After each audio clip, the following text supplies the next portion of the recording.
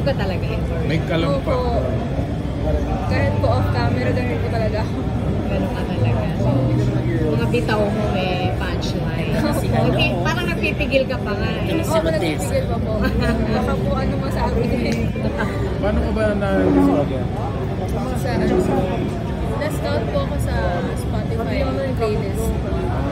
Tapos may nag-email po sa akin na A&R ng Viva Records. Pero dito ka based sa Manila. Apo, Nag-aaral ka pa? graduate na po. Ilang taon ka na ba, darling?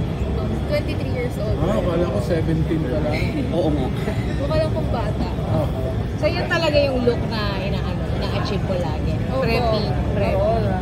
Preppy. Yan ang branding. Anong school Manamina. mo at saka anong course? Nag-graduate po ako sa PUP, Okay. Tourism Management. Layo ah. Sobrang Pero layo. ever since talagang nagigitara ka na, nagko-compose ka na. Opo, simula po bata talaga. Kasi yung daddy ko po is musically inclined din. Siya rin nagturo sa akin paano mag-gitara. So, simula ng bata ako, love na love ko na po talaga yung pagkakanta. So, Basta tourism ginawa mo. kasi ano po, gusto ko rin po sana mag-ganon. Kaso, parang after ng graduation ko, tsaka sumabay yung offer ng Viva. So, Anong kanta mo yung narinig ng Viva na in-offer ka nilang mag-talent? yung ano po, isa, dalawa, tatlo. Yun po yung first song ko na umabot ng 1 million. Wow. So wala ka pa sa Viva nung nagmi-million ka na. Opo. Ano pakiramdam nung gano'n na parang I'm just an ordinary person na nag-upload ng kanta tapos ganyan. Masaya po. Ngayon hindi ka na ordinary ngayon. Ordinary pa rin naman po. Meron lang maraming stress. Saan mo nakuha yung humor mo? Yung natural? Hindi ko rin po alam. Kasi yung parents ko parang hindi naman po ganito. Feel ko, dahil mahilig po ata ako manood ng mga sitcoms. Okay. Local or Western po. what's like, anong? Friends. Okay. Favorite ko po. Di nasad ka nung namatay siya, no? Opo, super. Si Matthew. Nasa ano po ata ako noon, nasa UV ako papuntang gig, naiiyak ako nung mabasa ko sa phone. Opo. Ganong level ang pagkakanta. Yung pagkanta mo talaga, yun talaga yung unang hilig mo. Pero company na mahilig ka rin umarte. Hindi naman po mahilig umarte. Pero pag inoperang ka, challenge accepted. Oh, why not naman po? Why not? Opo. Sinong ini-emulate mo ng mga local comedians?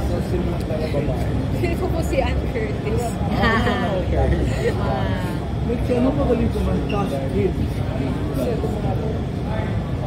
Si Lahat ng songs may ikaw nagsusulat. Yes po. Can you sing a song na hindi mo halimbawa may nag-compose na iba, pero sabi, parang gusto ko si Rodessa kumanta. Kaya mo. Willing ka. Feeling naman. Willing ka din magbigay ng song mo sa ibang talent. Ay, yes po. Na-try mo. Hindi pa po. Pero kung sakali, sino yung gusto mo Composer. bigyan ng kanta mo? Na parang sa tingin mo, sa dinig mo, ang ganda-ganda mo. I think po I think si Moira. Parang same lang din po kami lang. Pero kumakanta ka rin na ibang genre. Pop po. Or parang, minsan sa bahay lang po, mga rock. Nasubukan mo na rin mag-rock. Oo, kasi yung daddy ko po, ganun po yung mga pinapakinggan niya. So, pag nagja-jamming kami sa bahay, mga rock talaga yung pinalakihan ko. Tulad mo. Ano po, Nirvana, Audioslave, mga ganun banda. Talaga? Pero dead na yung Kaya nga po. Magsasample ka ba ng ganyan sa concert? Hindi po. O minsan-minsan sa sarili mong show, magsasample ka ba? O talagang paninindigan mo yung brand mo lang? Para maggulat lang. Siguro po, panggulat lang po. Paggulat nga ngayon. Joke lang. Hindi ko prepared. kaya mo yung mga songs ni Isang Pagita, halimbawa. Hindi. Hindi mo alam si Hindi ko po. Tanungin mo muna kung kailan lang nga niya alam. Bata yan, ano? Panahon niya kasi yun, kala niya magigets Oo, mo. sorry. Anong real name mo pala? Rodessa po. Rodessa Marie Uy. Marie Uy. So yung Chinese class. Opo. Si Kurita, hindi mo inaabot. Hindi nga niya kilala. Ay, hindi lang inaabot ko. Si Samarita yun. Huwag na magpilit. Pero alam niya yung bonggahan. Alam mo yung kantang bonggahan? Bakit tayo bonggahan? Panahon na. Mansay. Yun po. Oh, Naririnig lang po. Oh, alam ko. It is the song. Yung Rodessa The mo, singer. si small R, di ba? Opo. Bakit? May rational ba behind it? Styling lang. Ang styling po, kahit po kasi sa normal life ko, parang hindi ako comfortable sa mga Capital letter. Opo. Gusto lang po talaga pag lowercase. Si MRLD rin, hindi comfortable sa capital letters. Bakit? Uso ba yun? May boyfriend ka ba, Rodessa? Wala po. Oo, parang nag-isip ka. Wala po. Saan area kayo ba ko? Caloocan. Ay, Ha? opo, Caloocan. Caloocan. Mas PUB, ang layo ah. Opo. Commute ng araw-araw. Anong sabi ng parents mo sa nare-reap mo success mo? Sobrang proud po sila. Pero I think hindi ko pa nakikita yung pagka-proud nila kasi nahihiya rin sila ipa-feel sa akin. Pero alam ko deep inside sobrang proud sila. Nahiya silang ipapil sa'yo. Wala po. Ewan ko. Marami ka ng kotse. Wala po. Wala pa? Wala. Pero marunong ka na mag-drive. Okay. Marunong ka. Malapit na. Ano yung currently pinopromote mo single mo? At the moment wala po talaga eh. Kasi nasa pa lang po. Nasa Sa society. Ano tawag niyo sa genre mo? Specifically? Like yung Kisame, kung saan siya makakategorize?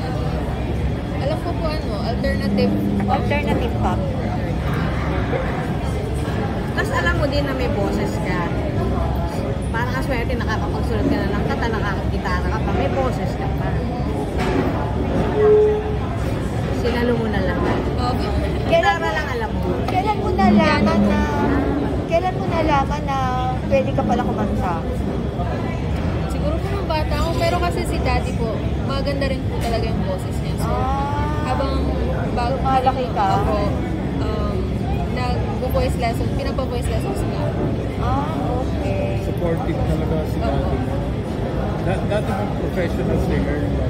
Hindi po, lang, parang sabi niya nagbabanda-banda lang dati. Nung binata. Hindi nila na-foresee na magiging mainstream singer ka. Opo. Ikaw ba na-foresee mo? May manifest mo ba to? Talagang gustong-gusto ko po, pero ngayon sa spot ko parang nung nangyayari na parang hindi ko akalain na nagkatotoo pala yung mga wini-wish ko dati. Ilang kayo magkakapatid? Ako lang. Ha? Only child. Talaga? Only child? Kaya naman pala very supportive Opo. sa parents. Sanay kang kumausap sa sarili. Opo. Kaya ka nakabuo ng isa eh. Mga ilang songs na yung isa na sulat? Ang na-release ko po ata nasa 15 plus na po eh. Opo. Kasi ang sipag ko po dati mag-release ng independent. Pero marami rin po ako mga sulat na hindi pa na-release. Ikaw ba yung tipong do you reward yourself for job well done? Opo. Yung nung independent po ako, kasi pag may nakuha po akong royalty, kasi fangirl ako ng Twice, so every may sahod na royalty, bumibili po ako ng album. Pero ngayon, kain po tapos sinasama ko na po yung parents ko na mag-celebrate kami sa labas. Naubos mo na yung album nila. Kaya Si Mina talaga yung gusto. opo, Di ba for her mo nagawa yung minamahal ko. Ay, Opo. iba, minamahal. Pero kisame din po. Kanya talaga. Kailan ka gagawa ng sahig? Ding-ding. Tingnan po natin sa susunod. Bombay. The series. Salamat, Rodessa. Thank you po. Thank you so Thank you din much. po.